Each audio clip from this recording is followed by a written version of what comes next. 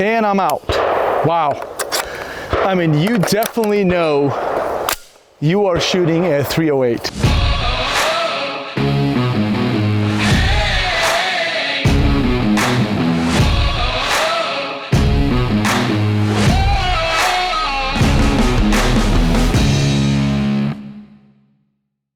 Welcome to Classic Firearms, guys. Kai over here, and today we're going to talk about two very popular weapon systems out there. SIG MCX Spear LT, chambered in 7.62x39 over here, and also SIG MCX Spear, chambered in 7.62x51 308 over here.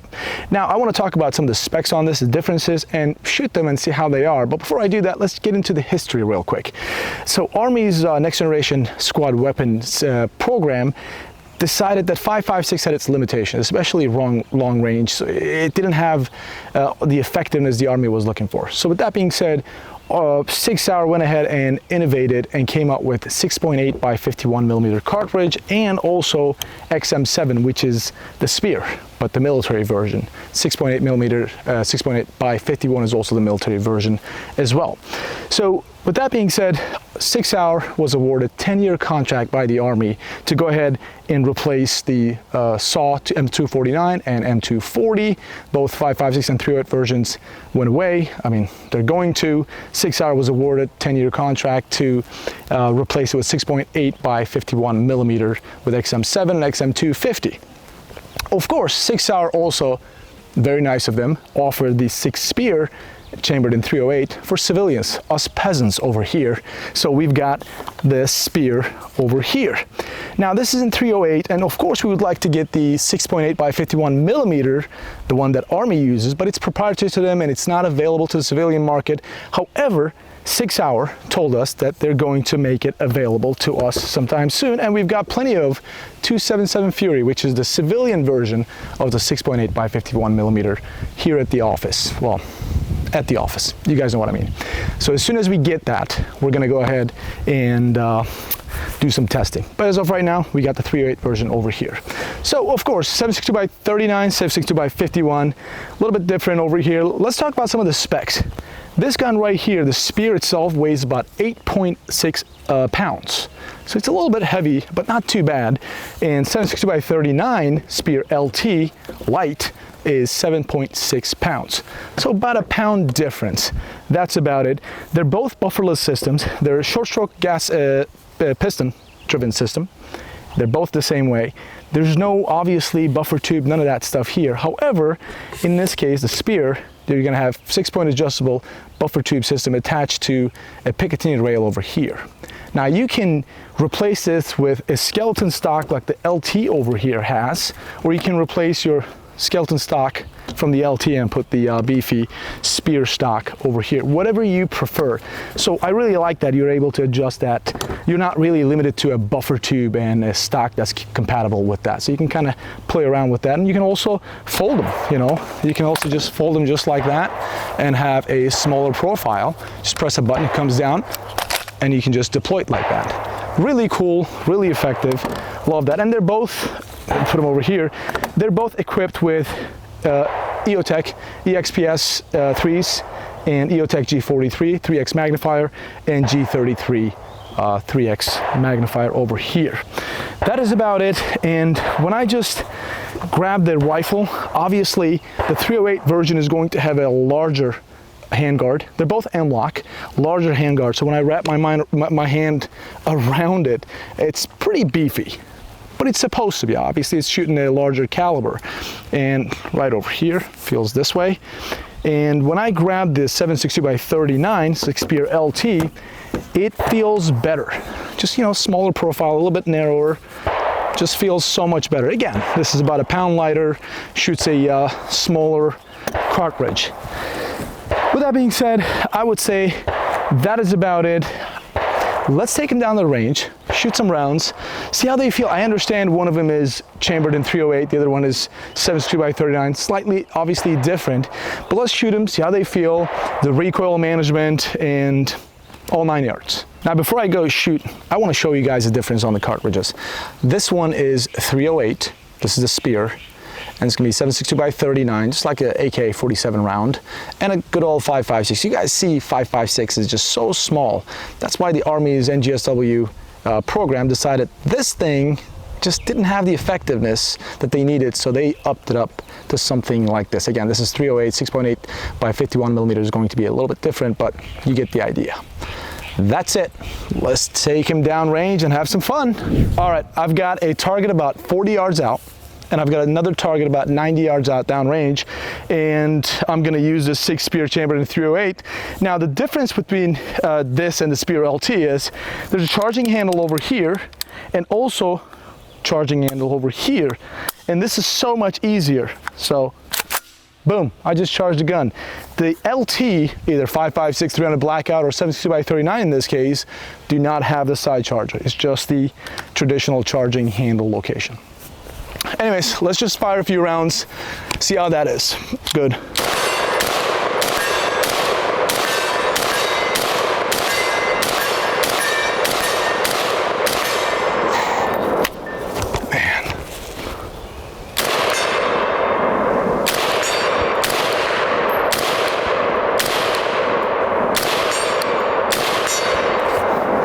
And I'm out.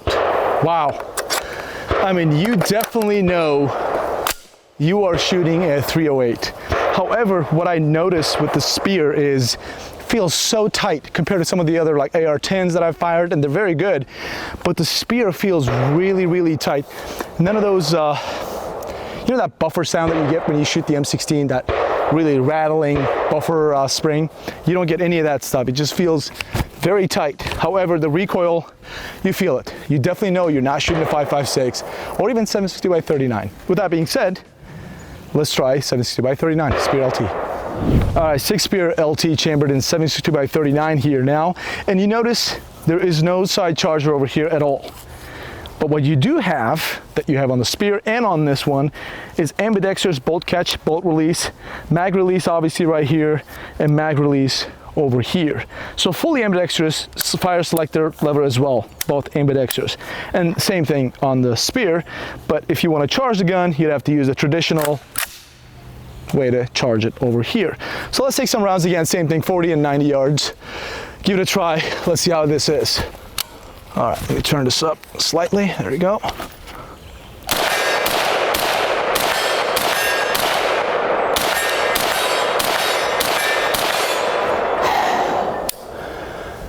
Beautiful. All right.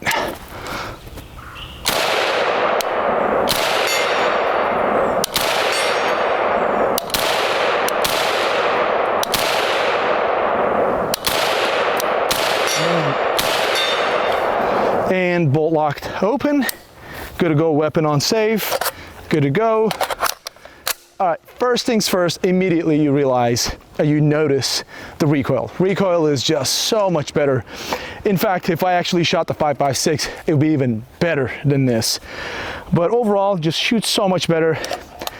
I mean, obviously, with the Spear, you're gonna have a better range. You've got a better terminal ballistics, better external ballistics of a 308 or a Army's case 6.8 by 51 millimeter. Yes, it's gonna be better, but it is, if I had to pick both, like one of these things, I would definitely pick the 7.62 by 39. It just feels so good. It's light, I can grab the gun better, I can manage the recoil so much better. It's just so good. And one good thing about this is, some of you guys I know, you don't like 7.62 by 39. You're not one of those folks. Like, I like 5.56. That's what I'm trained on, that's what I know. Well, the good thing about this thing is, it accepts, obviously it's an AR platform mags. You can replace the barrel and a bolt head. And guess what? Throw the 5.56 on there, you got yourself a Sig Spear LT chambered in 5.56. You like 300 blackout? Guess what? Same thing. Get the barrel, bolt head, boom. You got yourself a 300 blackout 300 blackout Sig Spear LT. So it's very modular. You can modify it to whatever caliber you like, 5.56 or 300 blackout, or keep the 7.62 by 39. That's the beauty of this thing right here. However, yeah, it's going to have different cartridge compared to a 308. 308 is going to deliver a bigger punch. So different applications, but they're both pleasure to shoot, and I want to shoot some more. I don't know, I like this one definitely better. All right,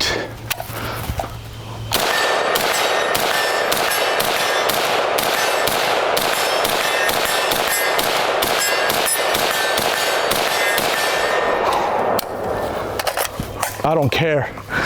I don't care, guys. Oh.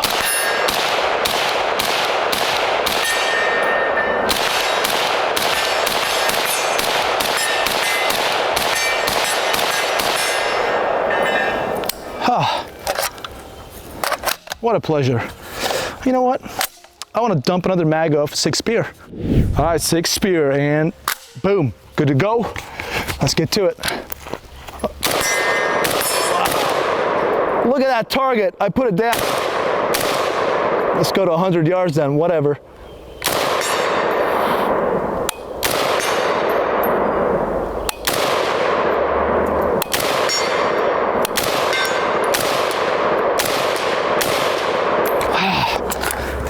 Change mags.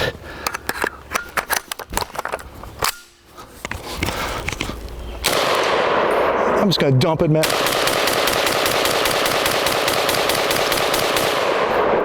Woo! Now that's a beast, guys, beast. Love this thing. I don't know.